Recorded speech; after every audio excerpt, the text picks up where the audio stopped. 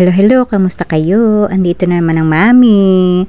For today's video, ipapakita ko lang sa inyo yung nagawa kong cake ngayong araw na to. Tatlo yung cake natin ngayon, pero hindi ako nakapag-video ng procedure or ng process, kasi ngayong araw na to ay talagang emotional ang mami ninyo. So, itong unang cake na to ay cake ng classmate ko or para sa asawa niya. Sabi niya, mate, ikaw na ang bahala. Alam ko marunong at magaling ka, so ikaw nang bahala. So sabi ko, sige, gawan ko siya ng kunwari birthday ko. So ayan, hindi pa natapos yung edit ko, nagpasalamat na siya. Andiyan, nakita ninyo.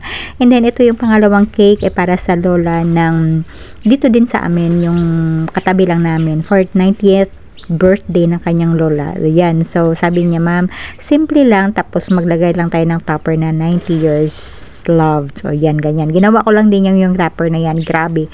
Mas matagal pa yung paggawa ng toppers kaysa paggawa ng cake talaga. As in.